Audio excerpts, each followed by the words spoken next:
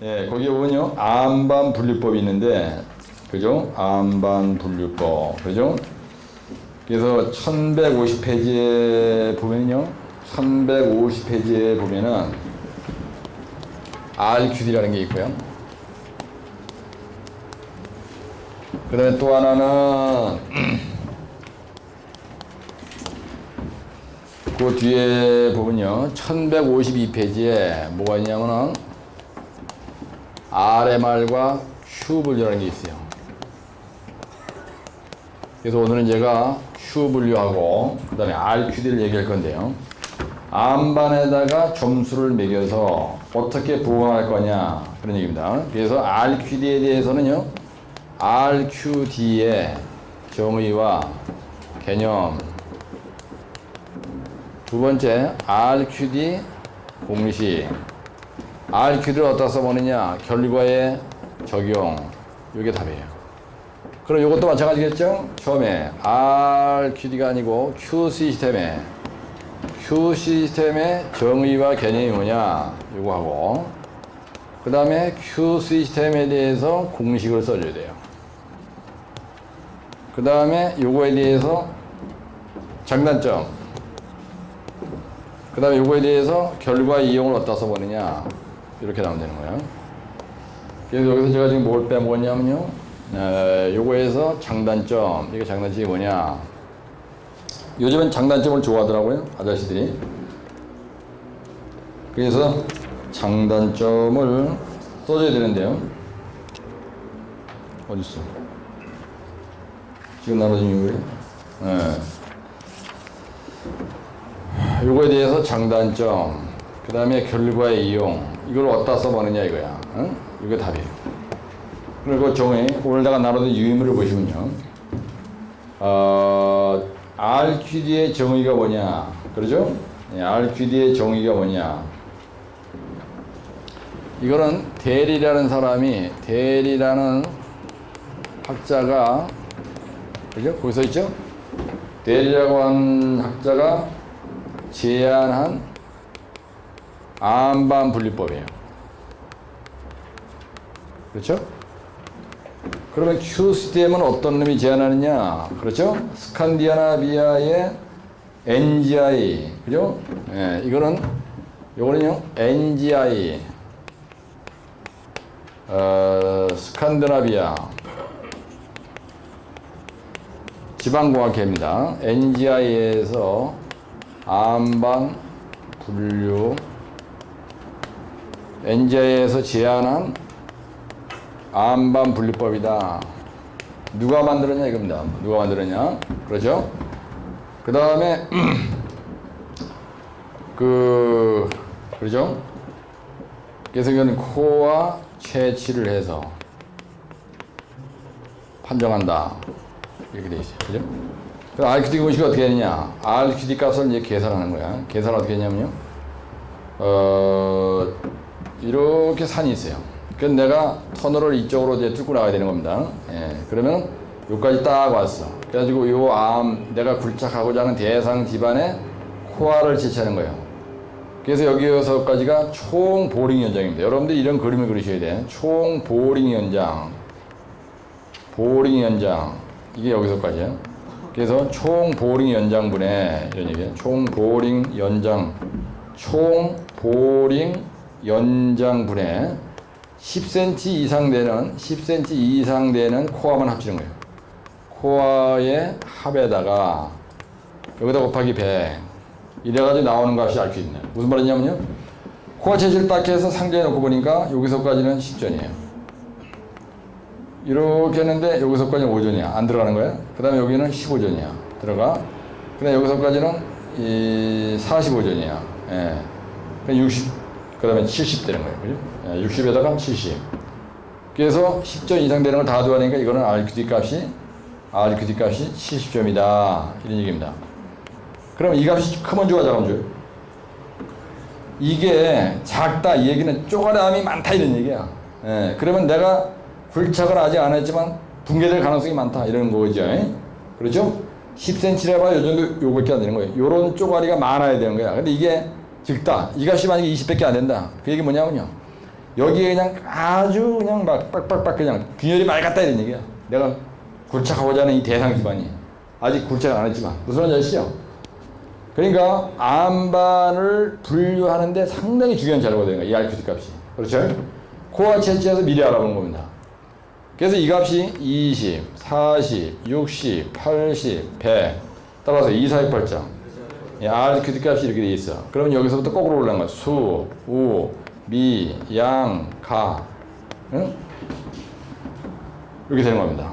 그 다음에 거기에 보면요. 뭐라고 되어 있냐면은 지금 나눠둔 유인물에 보시면은 그렇죠?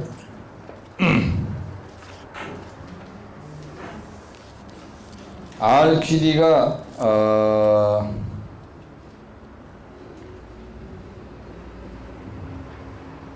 요거의 장단점이 뭐냐면요. RMR이나 Q 시스템에 비해서요. 책에 나오는데 Q 시스템에 비해서 간단한 분리법이다. 그렇죠? 그래서 RQD보다는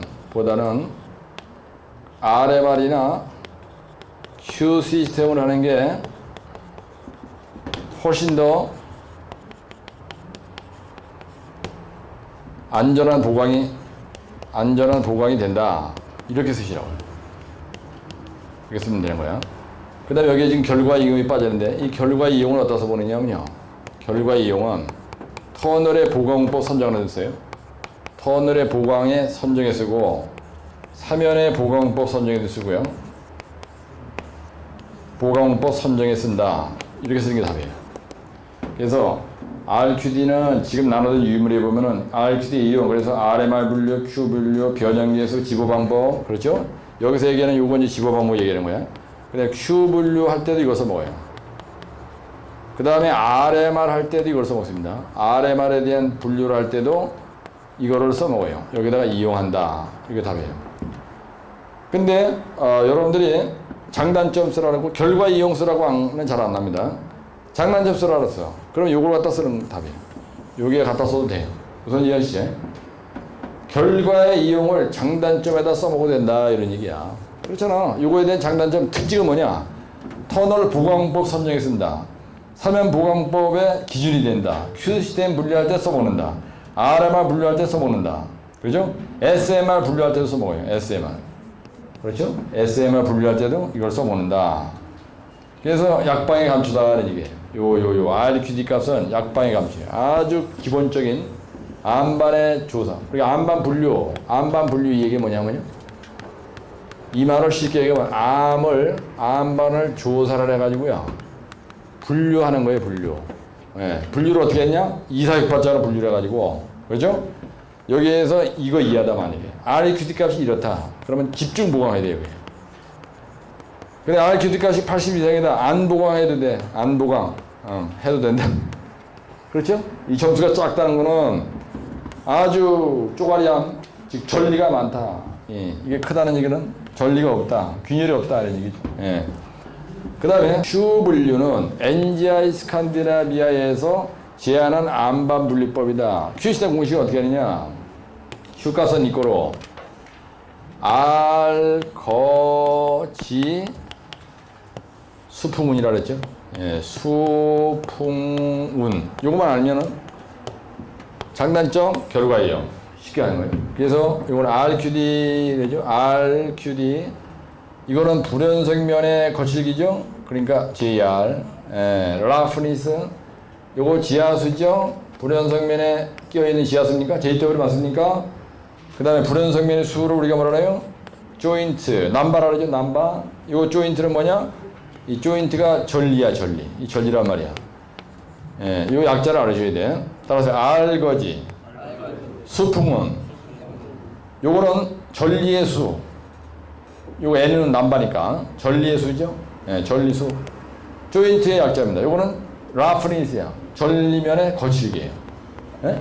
전리면의 거칠기. 그 다음에 요거는 지하수입니까?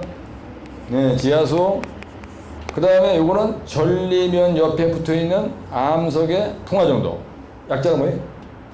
J, A? 예. 풍화 정도. 그렇죠? 그 다음에 요 우는 뭐냐면 SRF입니까? 이걸 뭐라냐면 응력 저감계수예요.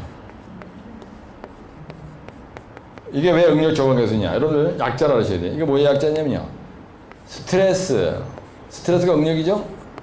리듀싱이란 말은 뺀다는 얘기야. 저감. 팩터란 말은 뭐야? 계수라는 뜻이에요. 예. 조인트란 건 뭐냐? 조인트란 건 뭐냐면요. 갈라진 틈. 안반이 이렇게 있는데 여기 갈라진 틈이 있어. 요걸 갖다 조인트라 해. 안반에 크랙이 간 걸 조인트라 해. 따라 조인트. 불연성면. 요 갈라진 틈, 즉 조인트를 경계로 해서 이 부분과 이 부분이 불연속에 따라서 이 부분을 조인트를 불연성면, 그래서 디스컨티뉴이티 이렇게 얘기해요. 디스컨티뉴이티 이렇게 얘기하는 거예요.